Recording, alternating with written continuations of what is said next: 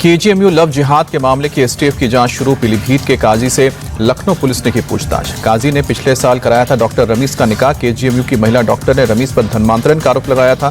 Doctor Ramiz और उसके माता पिता पुलिस की गिरफ्त में। लखनऊ की किंग जॉर्ज मेडिकल यूनिवर्सिटी में आज होने वाली हड़ताल टली। पुलिस को दिया है एफआईआर करने के लिए 1 दिन का वक्त। केजीएमयू की वाइस चांसलर सोनिया नित्यानंद ने सीएम योगी से की मुलाकात। कहा कि आरोपी डॉक्टर रमीज के खिलाफ प्रशासन ने लिया एक्शन। दिल्ली में बांग्लादेशी घुसपैठियों की जांच अब एनआईए करेगी। दिल्ली पुलिस ने घुसपैठी करने वाले सिंडिकेट की जांच एनआईए को ट्रांसफर कर दी है। स्पेशल सेल ने पिछले साल अप्रैल में एफआईआर दर्ज की थी। डिजिटल अरेस्ट के मामले में केंद्र सरकार ने सुप्रीम कोर्ट में दाखिल की स्टेटस रिपोर्ट। कहा कि ऐसे मामले से निपटने के लिए ठोस और असरदार योजना बनाने में थोड़ा वक्त लगेगा। फिलहाल सीबीआई ने इन मामलों की जांच कर रही है। रिपोर्ट के मुताबिक गृह मंत्रालय ने डिजिटल अरेस्ट की समस्या से निपटने के लिए high level inter departmental committee बनाई है। कमेटी अलग अलग विभागों के साथ मिलकर काम कर रही है।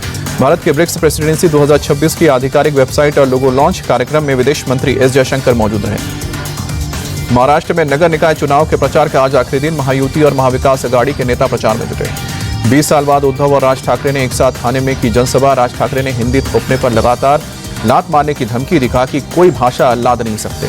उद्धव ठाकरे ने उठाया मराठी मानुस का मुद्दा। कहा कि ये मराठी मानुस के लिए आखिरी चुनाव है। अगर आपने आज ये मौका गंवा दिया तो फिर आप खत्म हो जाएंगे। महाराष्ट्र के सीएम देवेंद्र फडणवीस का उद्धव और राज ठाकरे पर पलटवार। कहा कि अगर मराठी खतरे में थे तो ये दोनों 30 साल से क्या कर रहे थे।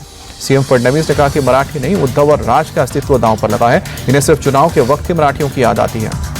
एनसीपी शरद गुट की सांसद सुप्रिया सुले का बड़ा आरोप। कहा कि महायुति ने नगर निगम चुनाव को पैसों का चुनाव बनाया है। बीजेपी पार्टी और घर तोड़ती है। महाराष्ट्र के धुले में एआईएमआईएम नेता अकबरुद्दीन ओवैसी का बड़ा बयान। बोले कि इस मुल्क के हम किराएदार नहीं, मालिक हैं। बांग्लादेश में एक और हिंदू का मर्डर। चिटगांव में 28 साल के समीर दास की हत्या की गई। स्थानीय कट्टरपंथियों ने समीर से रंगदारी मांगी। मर्डर के बाद सीएनजी ऑटो भी छीना। बांग्लादेश में हिंदू सिंगर की इलाज न मिलने से मौत। प्रलय चाकी की समय पर इलाज न मिलने से हुई ये मौत। अस्पताल में भर्ती होने से पहले जेल में बंद थे प्रलय। चीन ने जम्मू कश्मीर की शख्सगाम घाटी को बताया अपना। चीनी विदेश मंत्रालय ने कहा कि शख्सगाम घाटी चीन का हिस्सा है। अपने इलाके में इंफ्रास्ट्रक्चर बनाना हमारा अधिकार है। भारत में शख्सगाम घाटी में चीन के कंट्रोल को बताया अवैध। सीपैक के जरिए चीन इसी इलाके में पाकिस्तान तक बना रहा है सड़क। पाकिस्तान ने 1948 में शख्सगाम घाटी पर अवैध कब्जा किया। साल 1963 में इस इलाके को चीन को सौंप दिया था।